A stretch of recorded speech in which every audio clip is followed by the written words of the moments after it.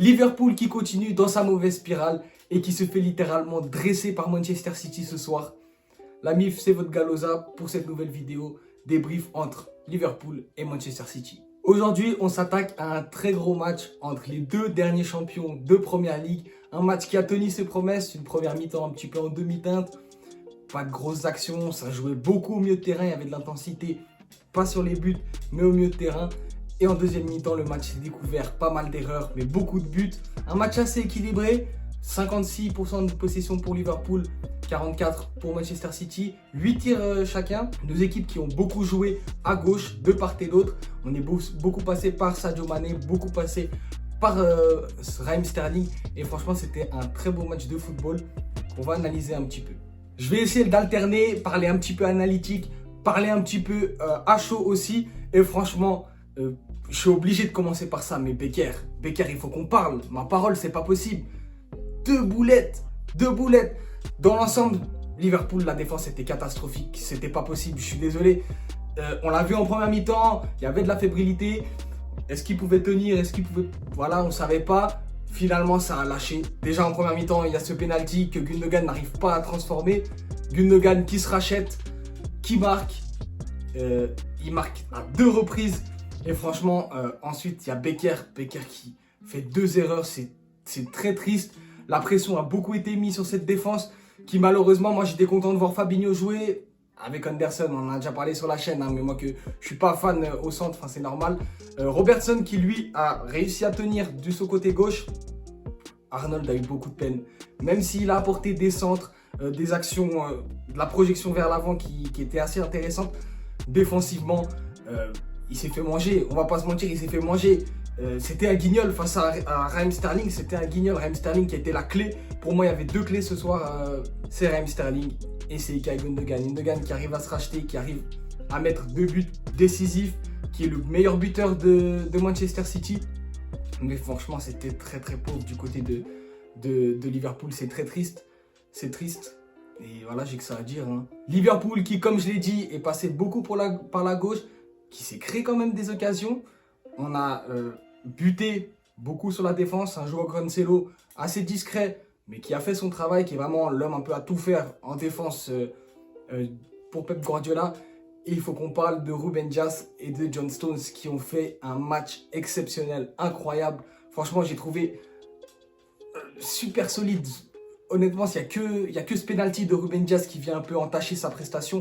Mais il a été nickel. Il a été nickel aujourd'hui avec Rodri en sentinelle devant. Wijnaldum, lui, était en sentinelle devant la défense du côté de Liverpool. Ça n'a pas été le même résultat. Un milieu de terrain de Liverpool qui jouait très bas, qui était un peu en panique des fois. Thiago, que j'ai pas forcément trouvé incroyable, qui faisait beaucoup de fautes, qui jouait assez agressivement, qui se cherchait un petit peu, qui même offensivement avait pas le même apport que normalement est là. Et c'est tout le contraire du milieu de terrain de Manchester City avec un Rodri qui s'est vraiment géré, qui était vraiment devant la défense en place avec Ruben Dias, une tour de contrôle, il prenait tout de la tête. Rodri aussi, il avait vraiment un rôle de protecteur devant.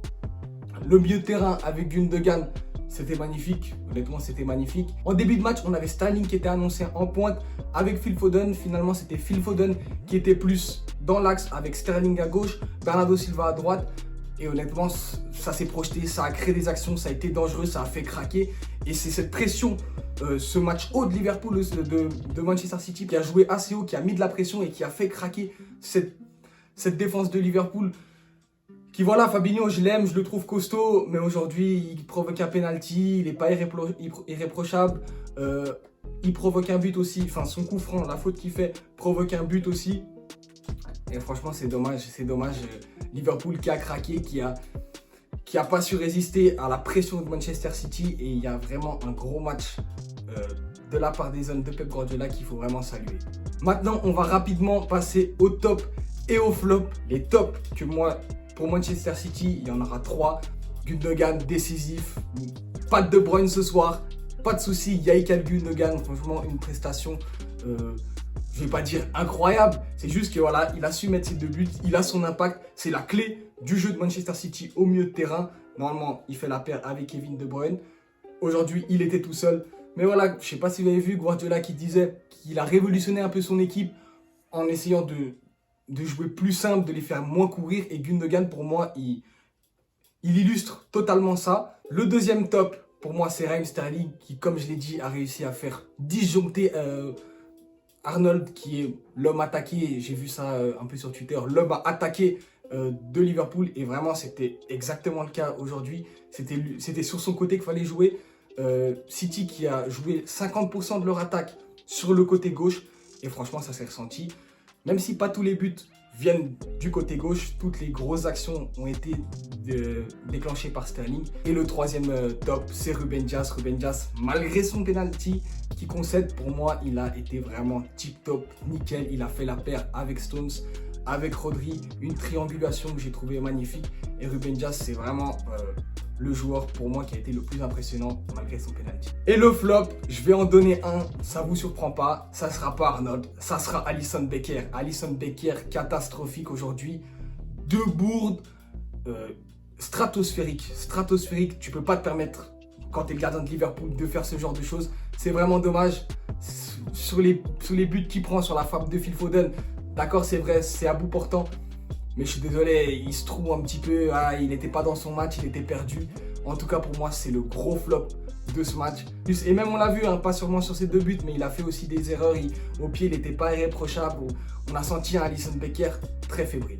Et pour conclure ce petit débrief, on va rapidement s'intéresser aux prochaines confrontations des deux équipes. Mais avant ça, au classement où Manchester City se retrouve premier avec 5 points d'avance sur Manchester United et 10 points d'avance sur le quatrième, Liverpool, avec un match en retard. Donc il y a vraiment la possibilité de creuser l'écart. Manchester City qui consolide sa place de leader, qui, j'ai vu sur les plateaux TV, j'ai vu sur Twitter, on parlait de c'est bon, Manchester City, c'est le titre, faut pas trop s'avancer. Liverpool, on les enterre déjà pour le titre, faut pas trop s'avancer non plus. Faut voir au fil des journées. Pour la prochaine journée, City qui va affronter Tottenham, donc gros match. Et de l'autre côté, Liverpool qui va aussi affronter une grosse équipe. Ça sera 2 matchs avec des duels au sommet où Liverpool va affronter Leicester. Voilà la famille, c'est déjà la fin de cette vidéo. J'ai essayé d'être assez concis, apporter une analyse assez analytique quand même, parler un petit peu de tactique sans trop s'attarder. Mais l'affaire aussi à chaud, où, comme vous avez vu, j'ai pu dire un petit peu ce que je ressentais sans forcément y réfléchir. Et j'aime bien cet aspect. Dites-moi si ça vous a plu. Voilà, nous, on va se retrouver, je pense, prochainement pour soit un Parlons Football, soit le premier épisode de la chronique de Loza. Et voilà, j'espère que vous allez passer une bonne semaine, que vous allez regarder un beau match et que vous avez pris du plaisir à regarder ma vidéo. Bisous la famille.